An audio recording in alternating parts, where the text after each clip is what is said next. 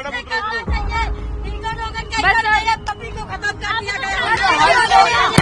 High court का निर्णय है, आपको मंजूर नहीं है। योगिता जी पूरा मामला क्या है? हम नहीं जाएंगे, नहीं जाएंगे। मैं कहाँ से जाऊँ, कैसे बताइए बताइए बताइए बताइए, आप बताइए योगिता जी, आप बताइए।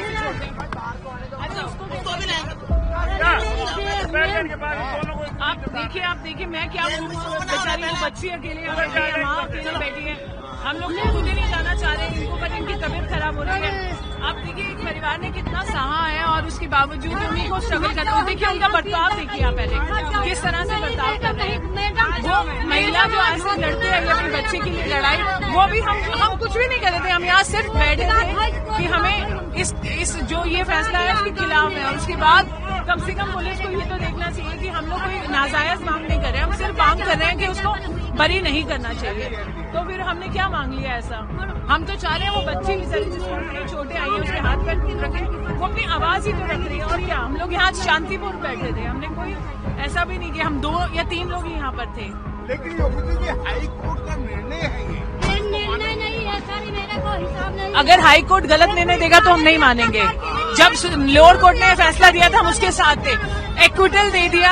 आप सोचिए कुलदीप सिंह सेंगर कन्विक्टेड है, उसको एकदम से आपने बाइज्जतदारी कर दिया, एकदम से। ऐसा थोड़ी ना होता है। ये कौन सा गुंडा राज है जिसने इनकी पति को मरवा दिया, वकील को उड़वा दिया, गाड़ी उड़वा दी, उस बच्ची को वेंटिलेटर पे 6 महीना रही है, उसके 120 टांके आए हैं, उसकी हड्डियां टूटी हैं, वकील मर गया, बुआ मर गई, मासी मर गई।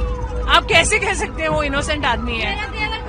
11 बार गाड़ी को ठोका उसने उसकी, और ऐसे गुंडे आदमी को आपने एक्विटल दे दिया। वो जजेस भी क्या धतूरा खाए थे क्या? या अब हाई कोर्ट का निर्णय आ गया है कुलदीप। ये तो एक रूल नया बनाया जा रहा है, जैसे कि और जेल में है वो भी कहेंगे कि हमको फांसी की सजा हुई है तो उसको खत्म करके फिर सुनवाई की जाए। तो ऐसा नहीं होना चाहिए। पता न कौन से कोर्ट कहाँ से हो रहा है ऐसे, ये तो पहले बार ऐसा हो रहा है। तो 500 किलोमीटर दूर रहो या घर में रहो, उससे कोई फर्क नहीं पड़ता। फर्क ये पड़ता है कि आपने क्राइम किया है, आपको सजा मिली है। अपील करने का उनको हक है या विक्टिम को भी हक है। तो कोर्ट को इस पे निष्पक्ष सुनवाई करनी चाहिए, विक्टिम को भी देखते हुए कि उसके साथ क्या हुआ है। बाकी बेल तो बिल्कुल नहीं होनी चाहिए। जो भी उन्होंने अपील करनी है किया हुआ है तो उस पे सुनवाई हो और उनकी सजा बरकरार रहनी चाहिए, क्योंकि उस परिवार को अभी भी खतरा है। क्योंकि उसके भाई मिले थे, वो कह रहे थे कि हमारी जो 3 बच्चियां हैं, छोटी छोटी हैं, उनको हम स्कूल नहीं भेज सकते, हम सुरक्षा के अंदर में रहते हैं, हम जॉब नहीं कर सकते। तो वो आदमी अगर बाहर आ जाएगा तो फिर उसका क्या हाल होगा, उस परिवार का क्या हाल होगा। तो हमारा कोर्ट से यूपी सरकार है या केंद्रीय सरकार है, हाँ, तो उनको बेल नहीं होनी चाहिए। जो भी ये सुनवाई का तरीका कोर्ट अपना रहा है कि नहीं इसको अलग करके सुनवाई होगी, तो ऐसा कोई रूल नहीं बनाना चाहिए। बिल्कुल करता है, ये गलत संदेश जाएगा। मैं इसको नहीं मानती, ऐसा बिल्कुल नहीं होना चाहिए। ये तो एक नया रूल बन रहा है कि उनको रिलीफ मिल रहा है, ऐसा होना नहीं चाहिए। या तो आप लोअर कोर्ट बैठाओ ही नहीं, सीधे हाई कोर्ट में सारी कैसे अपील हो। लोअर कोर्ट होना नहीं चाहिए। ये कई बार आया है कि लोअर कोर्ट हाई कोर्ट ने फांसी दे दिया, सुप्रीम कोर्ट में जाके छोड़ दिया।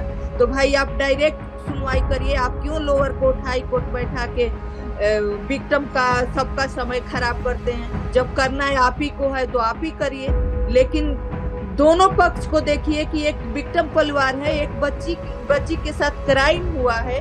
जो परिवार है वो सुरक्षा के घेरे में रहता है, न वो कहीं काम कर जाता सकता, न कमा सकता, न अपने परिवार को पाल सकता।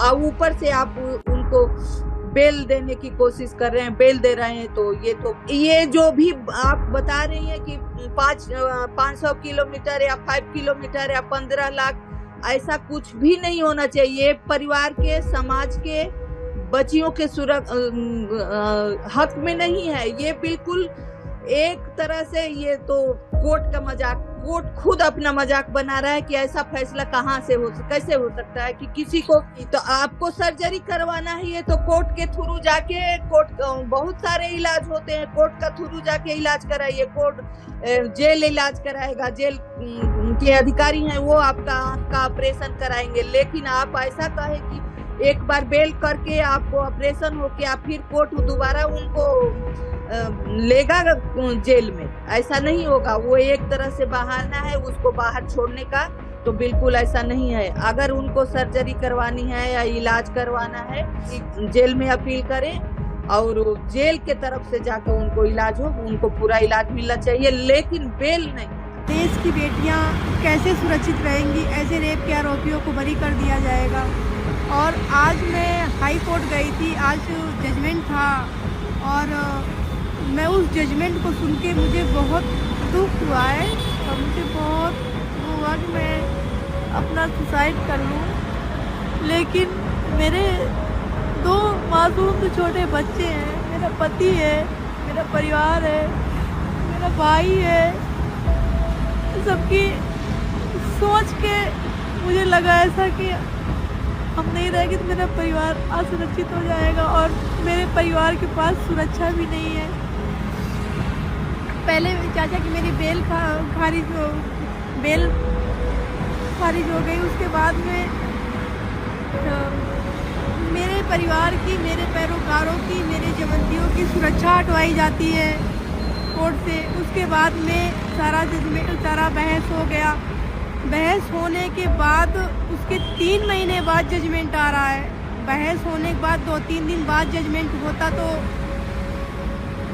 सब कोई सुनता, लेकिन उसके 3 महीने बाद जजमेंट हो रहा है कोर्ट में, हाई कोर्ट में, और उसको जमानत मिल गई है।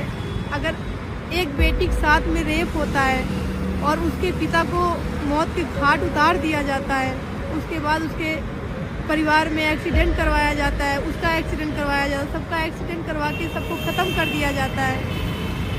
मैं उस मौत और ज़िंदगी से लड़के बाहर आई हूँ, मैं अपना केस लड़े, मैं अपना संघर्ष करे, फिर भी उसमें सारा कुछ सेटलमेंट करके कुलदीप सेंगर को हाई कोर्ट से जमानत दे दी गई। मुझे बहुत दुख है कि मेरा परिवार कैसे सुरक्षित रहेगा, क्योंकि मेरे 5 किलोमीटर के दूर कराएंगे। उनके आदमी तो दूर नहीं है, उनके आदमी तो मार देंगे आके, वो तो अपना रिकॉर्ड तो अच्छा दिखाएंगे, लेकिन उनके आदमी सारे बाहर हैं।